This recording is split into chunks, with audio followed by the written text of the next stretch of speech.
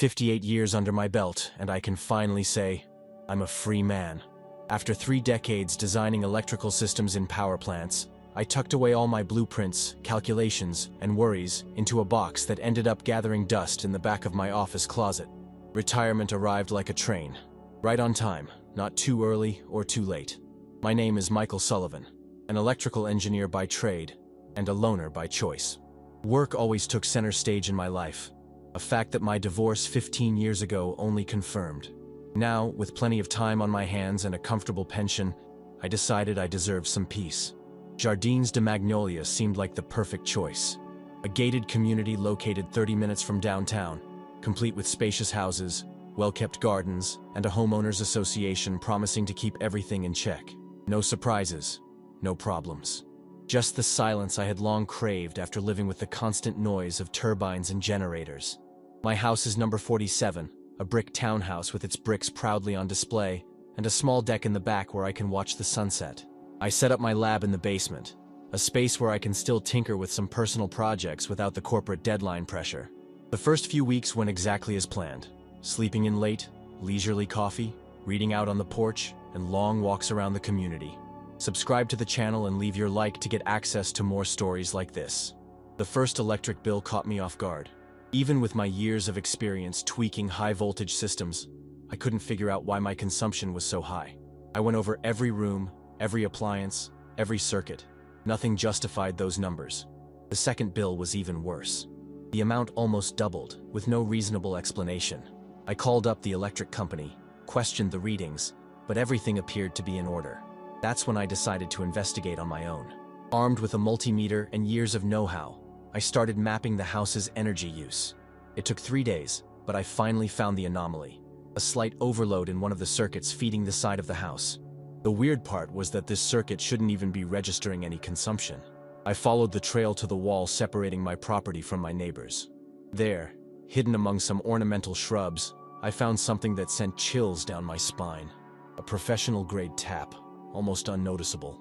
Someone had made a clandestine connection directly from my house's entrance. The line ran underground, carefully disguised in the garden, going toward house number 51. Not my immediate neighbor, but the next one. The owner, Linda Matthews, 45, always well-dressed, an active member of the homeowners association, and apparently a power thief. I disconnected the illegal connection on a sunny Tuesday. I documented everything with photos, videos, measurements. That very night, my doorbell rang non-stop at 10 o'clock. Linda Matthews was at my door, her face a mask of indignation. "Do you have any idea what you've done? My fridge completely defrosted. All my food went bad." I stayed calm and invited her in. Linda refused, lingering on the doorstep like my house was somehow dangerous. "Ms. Matthews, I found an illegal connection today linking my electrical grid to your house." I simply removed it. Her face shifted from indignation to offense in seconds. "Are you accusing me of theft? Me? I'm the treasurer of the association. I have a reputation in this community. I have photographic evidence and consumption records. The connection was coming out of my breaker box and going straight to your backyard."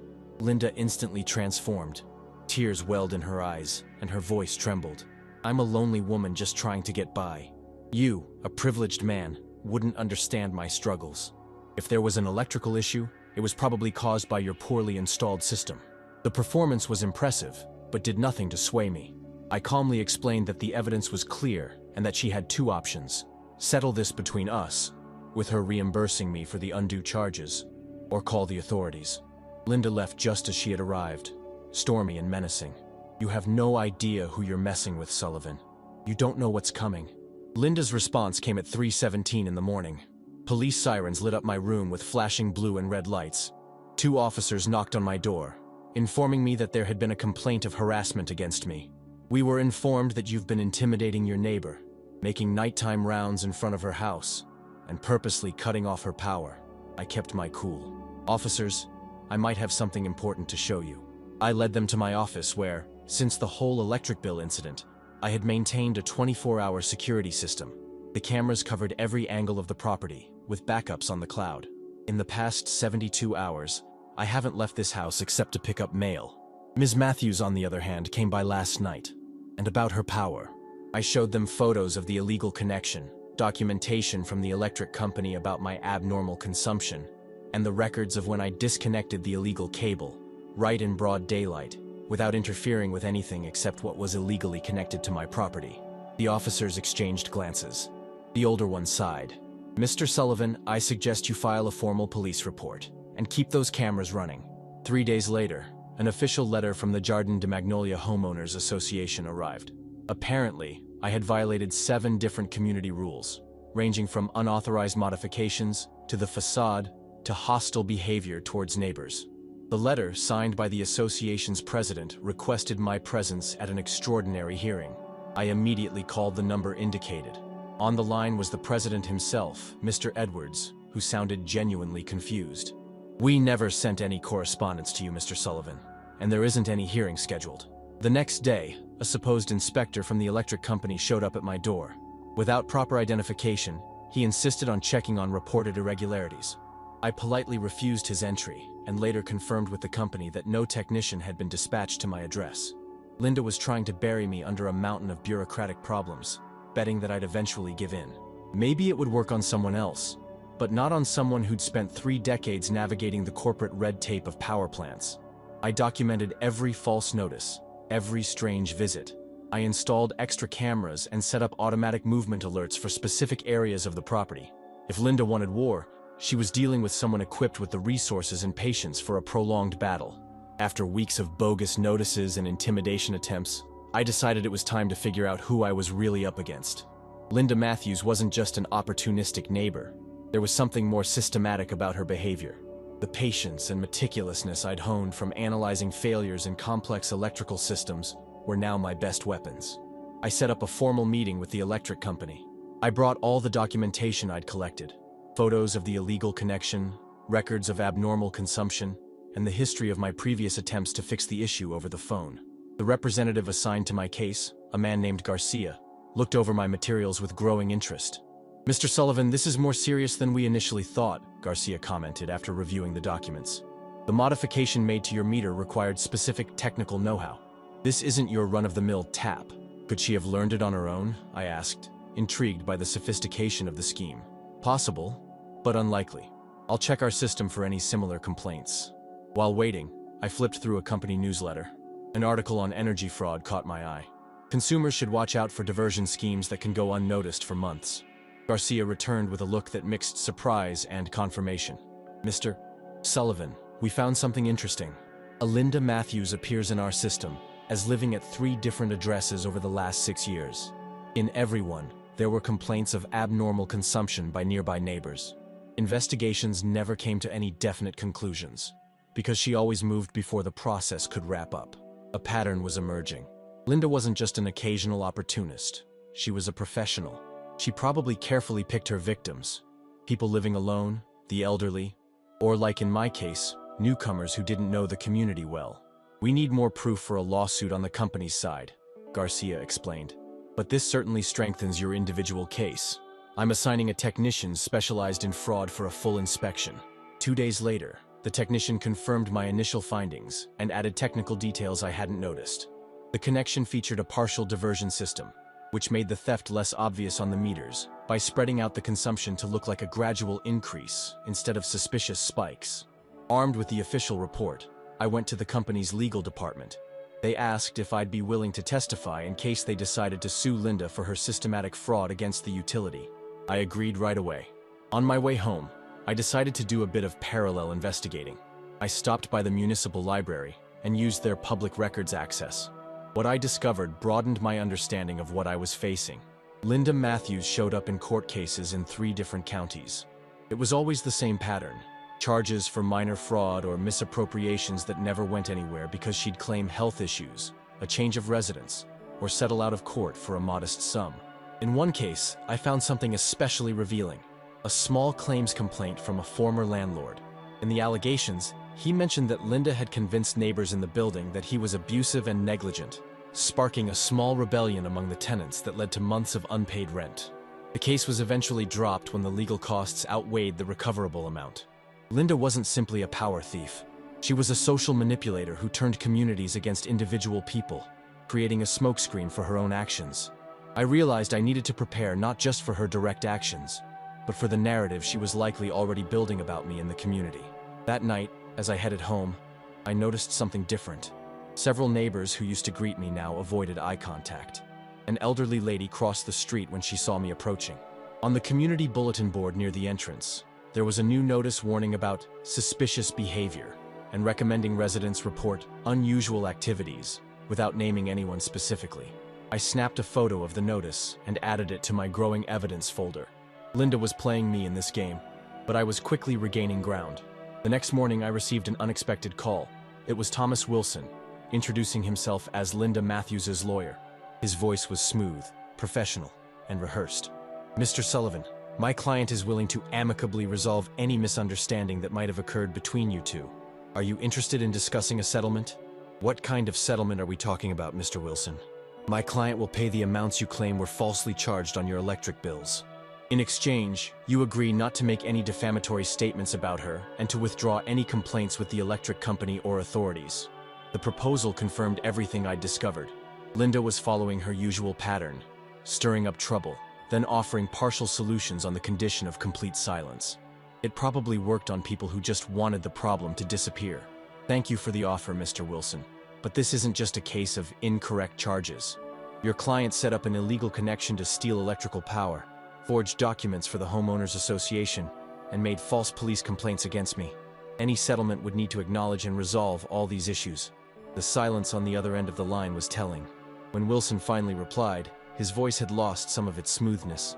Mr. Sullivan, my client is offering a peaceful way out of a situation that could turn very unpleasant for everyone. I suggest you rethink this. I'm open to a peaceful resolution, as long as it includes full restitution and a written commitment from your client that she will cease all forms of harassment. Otherwise, I'll continue to pursue every legal avenue available. Wilson hung up, promising to return after consulting with his client. I never heard from him again. Over the following 2 weeks, the situation escalated alarmingly. First, there were small incidents: missing mail, trash dumped in front of my door, a few mysterious scratches on my car. Nothing that could be directly linked to Linda, but the pattern was clear. Then, on a Tuesday, I came home from a doctor's appointment to find my garden destroyed. Plants uprooted, soil scattered all over the lawn, the irrigation hose cut in several places. The security cameras had caught everything. Linda, wearing a gardening hat and dark sunglasses as a makeshift disguise, meticulously vandalizing my property for nearly an hour in broad daylight. I took the footage straight to the police station. The same officer who had responded to Linda's false complaint now watched the video with a grave expression. This is disturbing, Mr. Sullivan. We're going to file a report for vandalism and trespassing. With this evidence, we can request a restraining order. As the officer filled out the paperwork, I asked, what happens if she violates the restraining order? Immediate arrest. But frankly, Mr. Sullivan, many people like your neighbor know exactly how far they can push without crossing certain lines. I went home with a copy of the police report and the promise that a restraining order would be assessed within a few days. That night, I bolstered my security, adding motion sensors to the exterior areas and setting up alerts that would come straight to my phone. A few days later, while working in my basement lab, I received an alert. Someone was testing the locks on the back windows. The cameras showed Linda prowling around the house, systematically checking every possible entry point. I called the police right away, but by the time the patrol car arrived, she was already gone. We need to catch her in the act, the cop explained, clearly frustrated. The video is great for the case, but for an on-the-spot arrest? I understood what he couldn't say directly. Unless Linda was caught breaking into my house or physically assaulting me, the authorities were limited in how proactive they could be. Our legal system, by design, was reactive rather than preventive. That night, sleep eluded me. Sitting in the dark living room, I watched the monitors displaying all the outdoor cameras. Around 2 in the morning, movement caught my eye. 3 figures were approaching on the north side of the property, where street lighting was weaker. Linda was unmistakable even in the dark, accompanied by 2 men I had never seen before. One of them carried what looked like a tool bag. The other had something that briefly glinted under the faint light from a distant street lamp, possibly a weapon. My heart raced, but my mind stayed clear. I had already planned for this scenario. First, I silently activated the alarm connected directly to the security hub, using a priority code. Second, I switched on the emergency lights I'd installed after the earlier incidents, extremely powerful lights strategically placed around the house. In an instant, the garden turned as bright as day. The three intruders froze, momentarily blinded by the sudden burst of light. Over the outdoor speakers, my voice rang out clear and calm.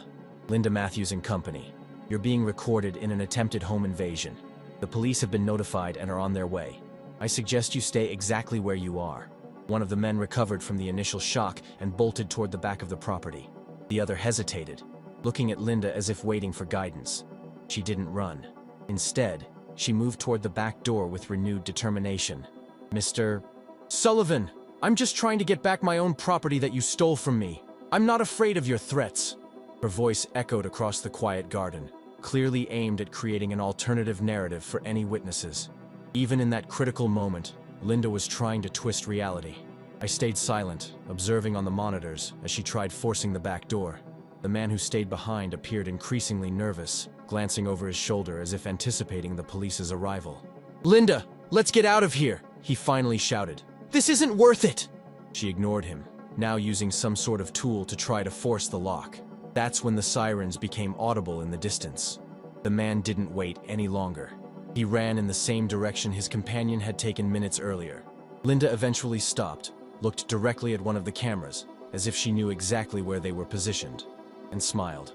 It wasn't a smile of defeat, but a predatory grin from someone who'd ruined lives before, and planned to do the same to mine. When the police arrived, Linda had already disappeared. The officers inspected the entire perimeter, finding clear evidence of the attempted break-in at the back door. More importantly, they recovered an abandoned bag containing Linda's identification documents, various burglary tools, and a can of pepper spray. "Mr. Sullivan, we now have enough for an arrest," confirmed the sergeant, examining the contents of the bag. "Attempted break-in, possession of burglary tools, trespassing on private property. Combined with your previous records and the video evidence, this is a solid case." In the following hours, the police located and arrested Linda at her home. She resisted, shouting accusations of harassment and framing against me. The two men who had been with her weren't found that night, but eventually one was identified and taken in for questioning. The legal process moved at the typical slow pace of the system, but this time, it moved inexorably against Linda. The initial hearing took place 3 weeks after her arrest. She had been released on bail, with a strict order to keep at least 200 meters away from my property. In court, I sat silently, observing the contrast between the Linda I knew and the persona she now presented. Carefully arranged hair, a conservative navy blue dress, subtle makeup that accentuated a fragile appearance. Even her glasses looked chosen to project an aura of harmless intellectuality. Her lawyer, Wilson, passionately argued that his client was the victim of a catastrophic misunderstanding, and that any irregular electrical connection had been the work of the previous owner, without her knowledge. As for the attempted break-in, he claimed that Linda was merely trying to recover evidence that would prove her innocence, and that was supposedly in my possession. The prosecutor, a middle-aged woman with sharp eyes and a firm posture, methodically dismantled every argument. "Your Honor, the illegal electrical connection was not installed by the previous owner. We have technical reports confirming that the installation was done about 2 months after the defendant moved into the property." She presented documents from the electric company, including the technical report signed by Garcia. Next, she produced a detailed timeline of events, from when I first discovered the power theft to the night of the attempted break-in. Moreover, this isn't the first time that Ms. Matthews has been involved in similar situations. The prosecution has records from 3 different counties. Wilson tried to interject, arguing that previous records not directly related to the current case were prejudicial and irrelevant.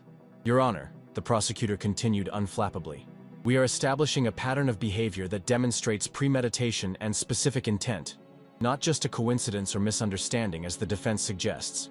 The judge allowed her to proceed. When the recordings of the attempted break-in were shown, I noticed Linda tensing visibly in her seat. The evidence was indisputable. At the end of the preliminary hearing, the judge ruled that there was enough evidence for a full trial. A date was set for 3 months later, and Linda's bail conditions were reinforced, now including electronic monitoring.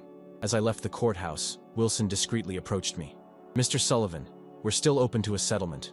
My client is willing to make a significant restitution and formally agree to have no further contact with you." "Why now?" I asked. She had multiple opportunities to settle this without it coming to this. Wilson hesitated, adjusting his glasses nervously. "Frankly, because she realized this is a case she can't win. A conviction for home invasion and systematic fraud could mean real jail time for her. So what exactly is your proposal? Full reimbursement of the stolen energy costs, coverage for all the material damages to your property, plus compensation for emotional distress. In exchange, you won't oppose a plea deal that would reduce her sentence and prevent jail time. I paused for a moment.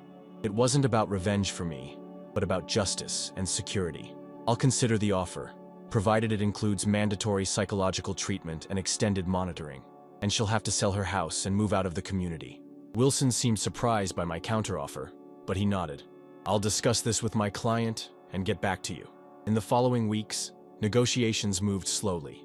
The electric company had also filed a separate lawsuit against Linda for systematic fraud, using her previous cases as evidence of a continuous scheme.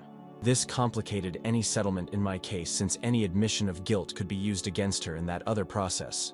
Eventually, we reached a partial agreement. Linda would sell her house and move out of the community within 30 days.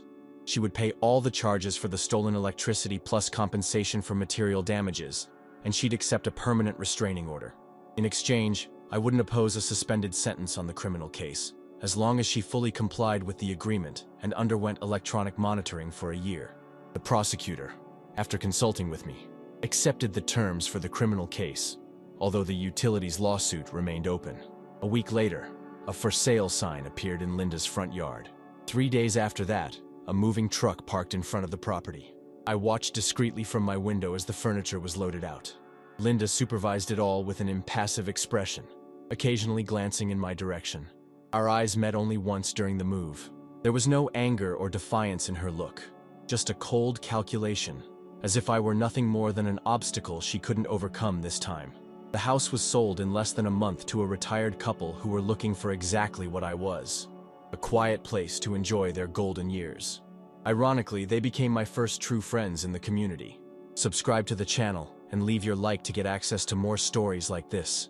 6 months have passed since Linda Matthews vanished from my life. Autumn transformed my rebuilt garden into a carpet of golden and red hues.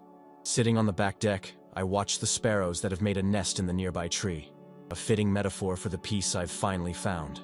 Linda's house now belongs to the Johnsons, Eleanor and Robert, both in their 70s. Eleanor tends to an impressive rose garden that perfumes the neighborhood on summer mornings. Robert, a former history teacher, often stops by for coffee and book discussions. The irony isn't lost on me. I sought isolation after retirement and ended up forging genuine connections after fighting someone who thrived on false connections. Occasionally, I receive updates about the lawsuit the electric company filed against Linda. Apparently, she moved to a neighboring state and managed to arrange an installment plan for a hefty fine. I don't know if she's reusing her scheme on other unsuspecting neighbors, but I suspect she is. People like Linda rarely change fundamentally. They just adapt their tactics when faced with resistance. Maybe in her new neighborhood she's come up with a more sophisticated approach, or perhaps she's found victims who are more vulnerable and lack the resources or temperament to fight back against her manipulations.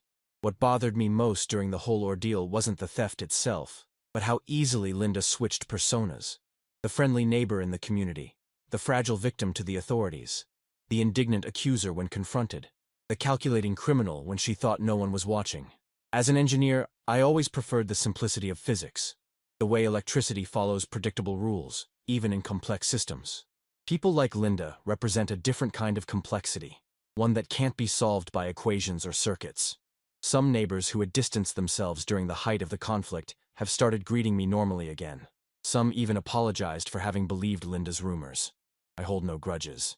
Skilled manipulators work so well precisely because they exploit our natural desire for social cohesion and our tendency to avoid conflict. The Homeowners Association, now aware of what happened, implemented new procedures for verifying formal complaints and official communications.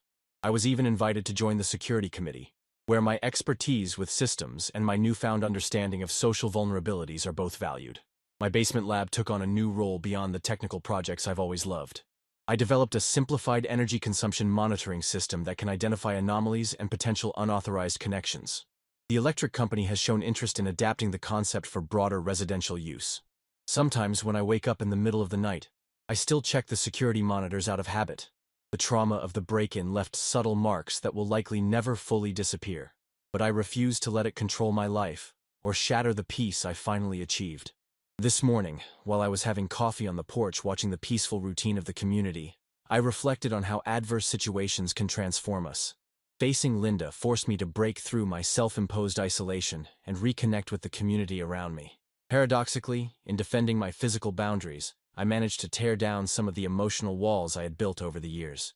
The retirement I once imagined as a quiet retreat turned into something richer and more complex after the Linda Matthews storm. I discovered that even at 58, I still have the ability to adapt, to grow, to form new connections. The true ones, not the clandestine ones that drain our energy. House number 47 in Jardins de Magnolia has finally become the home I was seeking. It isn't perfect, nor completely secure. No place really is. But it's genuine, with its imperfections and occasional challenges. As an engineer, I've always known that real systems function within tolerances rather than in idealized perfection. Perhaps that same logic applies to our pursuit of peace and security in life. The afternoon sun casts long shadows over the lawn as Eleanor crosses the street carrying a covered plate, probably one of her apple pies. Robert follows a few steps behind, clutching a book he likely wants to lend me. I smile and get up to greet them. The electricity that flows among true neighbors can't be measured in kilowatts or stolen through illicit connections. It's a different kind of current, one fueled by something that Linda, with all her cunning, never really understood: genuine trust and community. Subscribe to the channel and leave your like to get access to more stories like this.